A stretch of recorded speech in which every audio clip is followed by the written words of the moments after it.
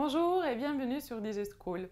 Je suis Sophia Levin, votre professeure d'espagnol, et aujourd'hui nous allons aborder la thématique des exemples dans lesquels on peut utiliser por et para en même temps. Allons-y.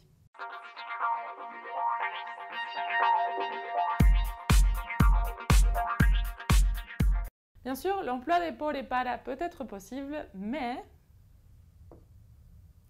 le sens change vraiment complètement. Si nous prenons ce premier exemple, Juan es muy inteligente para su edad. O Juan es muy inteligente por su edad. Donc vous voyez qu'on a deux exemples dans lesquels on a presque tout la même phrase, sauf pour la préposition. Et qu'est-ce qui change? Pour le premier cas, Juan es muy inteligente para su edad, il s'agit d'une valeur de la préposition para qui établit une comparaison. Juan es muy inteligente para su edad. Par rapport à la moyenne des personnes de son âge, lui, il est vraiment très intelligent. Dans ce deuxième cas, Juan es muy inteligente por su edad. Donc, quel est le changement de nuance? Il s'agit donc, dans ce cas, de la cause. Su edad, son âge, et la cause, la raison pour laquelle Juan est très intelligent.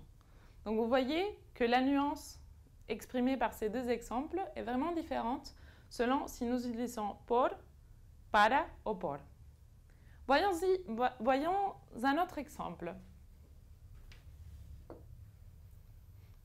Nous avons par exemple toujours Juan sur mes vidéos, mon personnage préféré, qui, dans cet exemple, Juan le dio un cheque por el auto ou Juan le dio un cheque para el auto.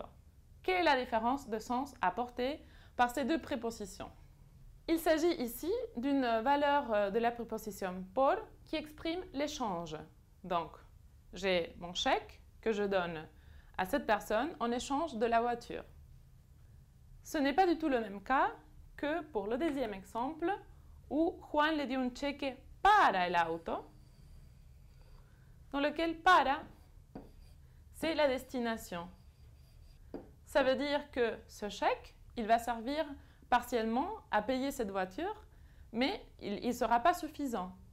Donc, nous utilisons cette préposition pour parler de destination et ici pour parler d'échange.